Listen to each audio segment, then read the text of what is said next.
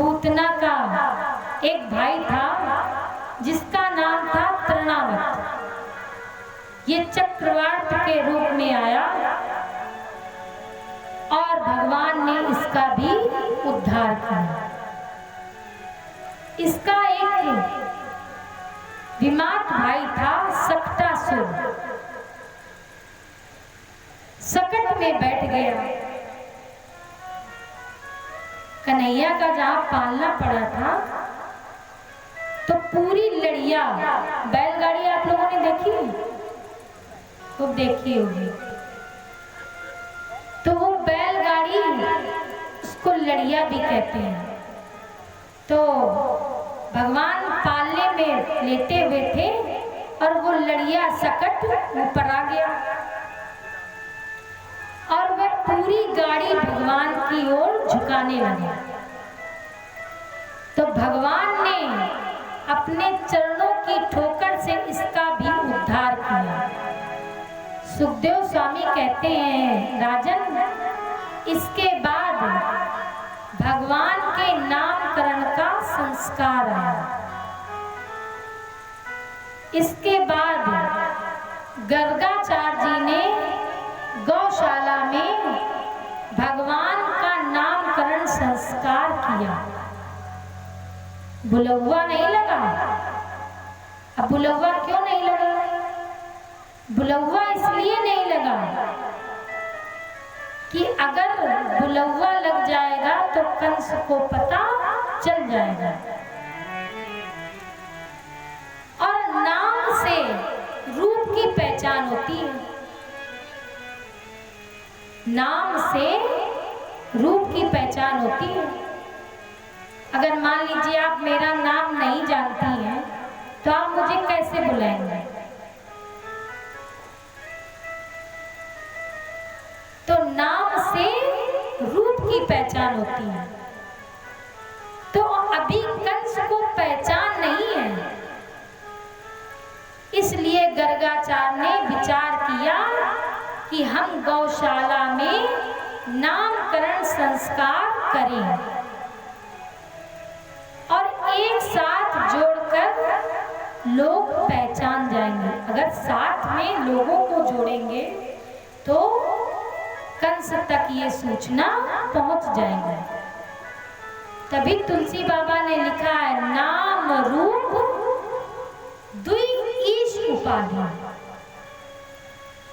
रूप की पहचान ना हो इसलिए चुपचाप नाम रखे गए। गर्गाचार्य जी ने यशोदा मैया और मैया रोहिणी ने सोचा कि देखो गर्गाचार्य जी की परीक्षा ले ली जाए। तो रोहिणी मैया ने भगवान कृष्ण को गोद में लिया और यशोदा मैया ने बलराम को गोद में ले लिया। लेकिन गर्गाचार्य जी महाराज पहचान गए तो सबसे पहले बड़े पुत्र का नाम रखा रोहिणेन। जो रोहिणी से पुत्र उत्पन्न हुआ था उसका नाम रखा रोहिणेन। और ये बल के धाम थे इसलिए इनका नाम बलराम भी रखा गया। और जो मैया रोहिणी लिए थी बालक, उन बालक का नाम रखा कृष्ण। करसते मना यस्मिन सा कृष्णा, जो सबके मन को आकर्षित कर लें, अपनी ओर खींच लें, ऐसे भगवान का नाम रखा गया कृष्ण। इसके बाद एक दिन फल बेचने वाली आई तो उसने आवाज लगाई, फल ले लो फल। मन किसी का नहीं लगता है कथा में, सिर्फ हमारी माता जी का मन लगे और हमारा मन लगे। क्यों माता जी? हाँ सही है।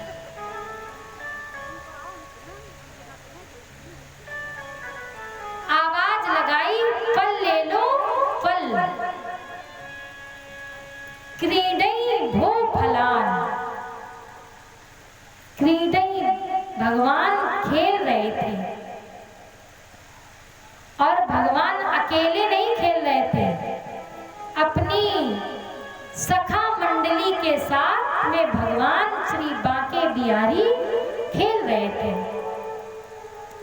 बलदाऊ भैया भी थे, श्री दामा भी थे, मनसुखा भी थे, बलभद्र भी थे, मधुमंगल भी थे। और ये कौन है? ये सब भगवान के बाल मंडली है, बाल सखा है, बाल मित्र है। और भगवान आज वात्सल भाव की लीला कर रहे हैं। बाल लीलाओं में भगवान खेल रहे थे अपनी सखा मंडली के साथ, और भगवान को आवाज सुनाई पड़ी, भो फलानी, अरे फल ले लो फल। इति सुत्वा सत्वरम अच्युता,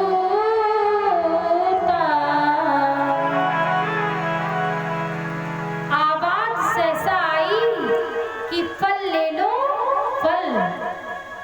इत सुत्वा, ऐसा सुन करके भगवान अपने घर की ओर भगे। अच्छा, कर्म जीव करता है तो फल कौन देता है? कर्म जीव करता है तो फल कौन देता है? भगवान देते हैं। शुभ और अशुभ कर्म अनुहारी, ईश देत फल हृदय विचारी। अब भगवान बड़ी जल्दी क्यों दौड़े? पहले, अब तो जमाना बदल गया है बहुत। पहले जब बर्फ बेचने वाला आता था तो जब गेहूं कट जाते थे तो बच्चे क्या करते थे? अंजलि में गेहूं भर करके बर्फ वाले को देते थे और उससे एक बर्फ ले लेते थे। आज भगवान भी वही कर रहे हैं। भगवान बड़ी जल्दी दौड़े। आश्चर्य किया कि संपूर्ण जीवों को तो फल हम देते हैं, लेकिन हमारे ही ग्राम में, हमारे यहाँ फल देने ये कौन आ गया? एक दूसरा भाव और ले लें। भगवान एक शिक्षा भी देते हैं कि अगर संसार में आए हैं तो कैसा भी फल हो, लेकिन तुम्हें लेना पड़ेगा। परमात्मा भी बन करके, जब परमात्मा बन करके आए हैं तो उन्हें भी नंगे पांव दौड़ना पड़ा, उन्हें भी भगवान की खोज करनी पड़ी, जंगल जंगल उन्हें भी भटकना पड़ा, उन्हें भी चिंता करनी पड़ी। लेकिन भगवान भीतर से चिंता नहीं करते हैं, भगवान बाहर से चिंता करते हैं। लक्ष्मण जी जब गए थे तो राम बड़ी चिंतित थी। रघुपत अनुजई आवत देखी तो बाहिज चिंता, अंदर से चिंता नहीं थी भगवान को, बाहिज, बाहर से नाटक कर रहे हैं भगवान। चिंता कीन बिसेखी, माने संसार के गुण धर्मों का पालन करना ही पड़ेगा यदि हम संसार में आए हैं। भले ही भगवान के चरणों से गंगा जी निकली हैं, लेकिन कहना पड़ेगा केवट से भगवान को कि केवट हमें गंगा पार करा दो, हम गंगा पार जाना चाहते हैं। ये संसार है। भगवान ने सोचा कौन आ गया, तो भगवान बड़ी जल्दी नंद भवन की ओर गए और धान्यम आवाज, धान्यम माने कुछ अनाज। भगवान ने सोचा लाओ हम भी फल ले लें।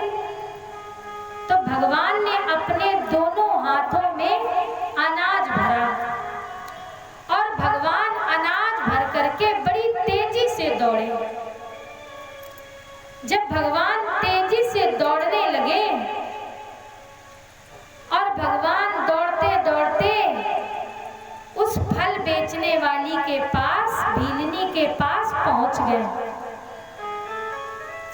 फल प्राप्त करने के लिए।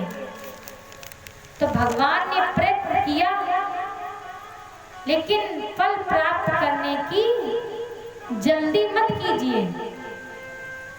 3 लोग के ठाकुर हाथ में अनाज लेकर के दौड़े, तो दौड़ने से क्या हुआ, वो अनाज सब गिर गया।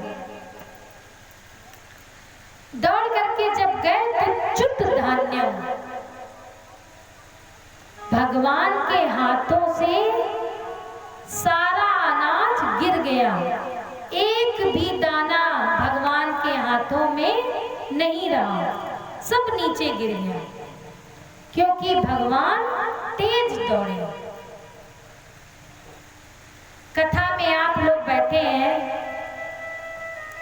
आप जीवन, हम लोगों को जीवन किसका मिला है, मनुष्य का मिला है।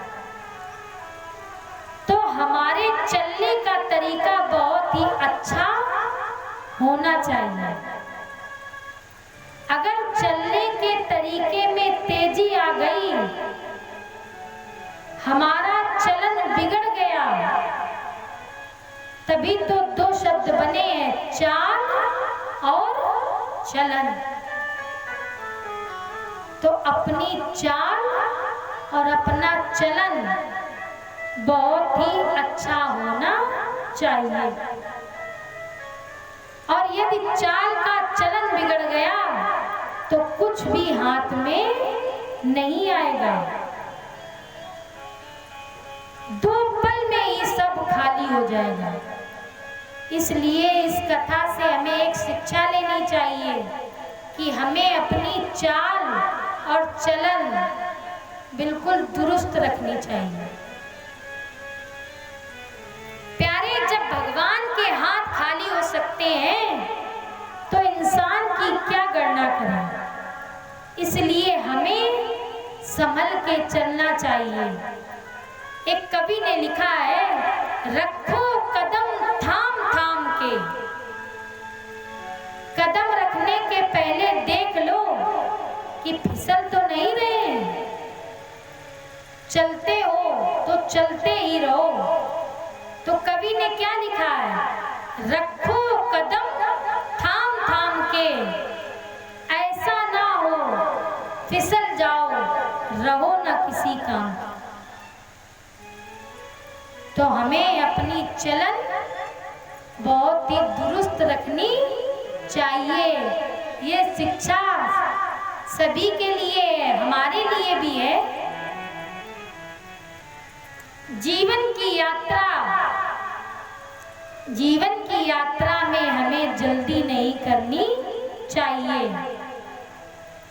हाथ में भगवान के कुछ नहीं बचा और ठाकुर जी ने सब गिरा दिया। लेकिन हम लोग उसका सदुपयोग करें जो हमें भगवान ने दिया है। और सदुपयोग तभी कर सकते हैं जब हम अपनी चाल और चलन दोनों ही दुरुस्त रखेंगे। लेकिन भगवान जब पहुंचे फल बेचने वाली के पास, तो भगवान ने अपने दोनों हाथ फल बेचने वाली के सामने फैला दिए। भगवान के स्वरूप को देख करके ये फल बेचने वाली, ये भीलनी मुग्ध हो गई और देख ही नहीं रही है कि भगवान के हाथों में अनाज है भी या नहीं है, कुछ मिला हमें कि नहीं मिला, ये सब भूल गई। और भगवान के खाली हाथों में इसने समस्त डलियों के समस्त फल रख दिए। हम आप भी यही करें कि डलिया में जो सफलता के फल हैं वो हमें किसको समर्पित करने चाहिए, भगवान को। लेकिन इंसान ऐसा करता नहीं है। जो अच्छा काम करता है वो अपने खाते में डाल लेगा कि अरे बड़ी मुश्किल से कथा करा पाए, बहुत खर्चा किया, बहुत व्यवस्था करनी पड़ती है, तब जाके कहीं कथा कर पाए। लेकिन मान लीजिए घर बन रहा है और घर बनने में थोड़ी सी ईंट टेढ़ी हो गई, तो जो मकान मालिक है तुरंत कहेगा हमने तो इतना पैसा खर्च किया और तुमने खराब कर दिया। तो बनाने वाला क्या कहेगा, हम तो बाबूजी बिल्कुल सीधा बना रहे थे, लेकिन ये भगवान ही की मर्जी थी इसलिए टेढ़ा बन गया। तो दोष किस पे पड़ दिया, भगवान पे। तो हमें पुण्य, जो पुण्य है हमारे, वो भगवान के खाते में डालना चाहिए, जमा करने चाहिए, और जो हम बुरे काम करें वो अपने खाते में जमा करने चाहिए। इसके बाद भगवान ने फल बेचने वाली की डलिया रत्नों से भर दी। परीक्षित जी बोले जब एक दाना नहीं मिला बिचारी को, फल बेचने वाली को, तो परीक्षित जी ने पूछा कि भगवान ने बदले में इसको क्या दिया। तो श्री सुखदेव जी महाराज बोले तस्य भांडम रत्नई पूरियत, भगवान ने बदले में उसकी डलिया रत्नों से भर दी। इसने तो भगवान को केवल फल ही दिए, लेकिन कर्म का फल जब भगवान को दे दिया तो फल का फल ये मिला कि इसकी डलिया भगवान ने रत्नों से भर दी। और अच्छे चिंतक यहाँ बैठे हैं, अच्छे श्रोता बैठे हैं यहाँ पर,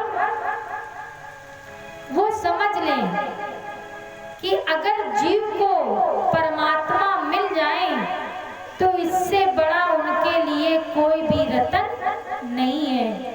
तभी तो मीरा कहती है पायो जी मैंने राम रतन धन पायो, भगवत प्राप्ति ही रत्न है। इसके बाद भगवान थोड़े और बड़े हुए तो भगवान ने अपने बाल मंडली में खेल रहे थे लुका छिपी का खेल। इतने में ठाकुर जी आ गए और भगवान ने लुका छिपी का खेल छुप करके परीक्षित जी ने भगवान ने मिट्टी खाई।